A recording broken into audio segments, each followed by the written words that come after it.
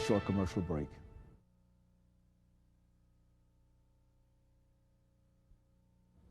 Thank you and welcome back to the final segment of the show for today. The topic is the Air Force Reserve Officers Training Corps, and we're talking to Captain Morrison, and of course Captain Morrison during this last segment. I think you've given us information, very, very important and very, very excellent information about what the Air Force is doing in terms of trying to reach out and diversify in terms of the officers. But let's talk about something that I think it's something that we generally talk about every time we have an opportunity to talk to a military person on this show, and that is to look at Memorial Day and to say something not only about the upcoming Memorial Day, but put it within a context so that we can recognize the importance of what it means to be involved with the military. Well, first, the national holiday, it recognizes men and women who've served in the military. Some who've given the ultimate sacrifice, giving their lives in defense of our nation. Certainly a noble cause. It has to be said that African Americans have always played a role in the United States military, both in and out of uniform. I think any historian knows that Crispus Attucks was the first casualty of even our Revolutionary War, an African American man. So it's a proud day for all Americans, and one need not make the distinction between African Americans or other Americans, because in the military, I can say for myself that one of the great things the military can do is teach people that all of the differences that we like to see within ourselves, even describing myself as perhaps saying I'm African American, is just really doesn't say very much, because you have to look at it through the window from the other side. What does the outside world see? They see Americans, and I have friends of all races and religions, and people that I know to this day that if I met them, I could come to them and they would embrace me as a friend, and I have the military to thank for that. But specifically, service to this country is a very wonderful thing. It's an opportunity to give back to this nation that is in many instances given so much to us. On this day, on Memorial Day, it's a great opportunity to thank those generations before us, especially if there's fortunate to still be with us. Men and women who served in Vietnam, the Gulf War. I'm a veteran of the Gulf War myself. The Korean War, World War II, and so on.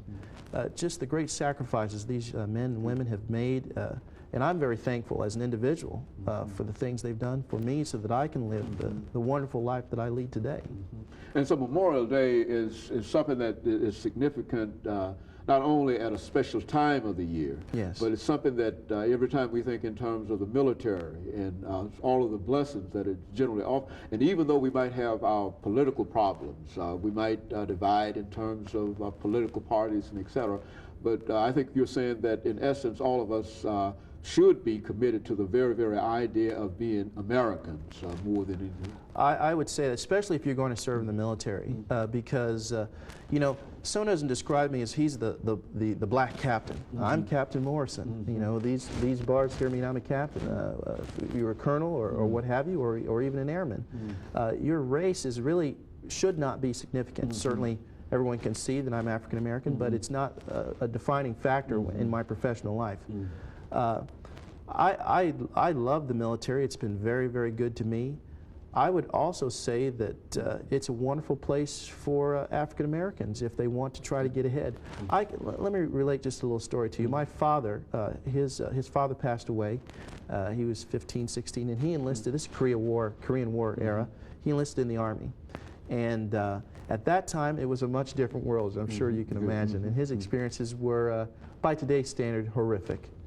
But he survived, and it allowed him to leave the neighborhoods of Detroit, which is where he grew up, to where he is now. He works as a technical writer for Honeywell Corporation. And one day, we were visiting my grandmother in Detroit, and there were two men sitting on a bench. And he started to laugh. And I said, "Daddy, why are you laughing?" He said, "You know, in 1955, when I left, or 56, when I left for the Army, those same two dudes were sitting on that bench. And he had been all around the world and done different things, and I can see now that I'm older, how much my life has changed, how many different things I've done. And that's not to say that staying home and being with loved ones isn't valuable too, but I think we should really appreciate the people who do go out and travel and go to those faraway lands and do those different things, because it keeps someone else perhaps from having to do that. And so, Captain, you would say that those young people who are interested in becoming involved in military service, but especially the AFROTC program, that they should try to get in touch with you as soon as possible and to make preparations to become involved. Yes, anyone who's been to the campus knows that we have a T-38 on a pedestal. If you walk through the double doors underneath the airplane, go up the stairs and turn left, our offices are there. We have a website, our phone number, I don't know if that'll be posted, but it's right on campus.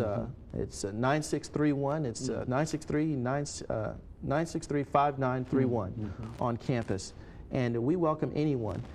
Even if you don't think that it's for you, it's a very warm environment, and we love to have people come in, and you don't have to be Mr. G.I. Joe or Miss G.I. Jane to be in there. Very good, and of course, Captain Morrison, let me thank you for bringing that excellent information to us, and let me encourage our audience to tune in again next week for another informative edition of Comments. Thank you, and good morning.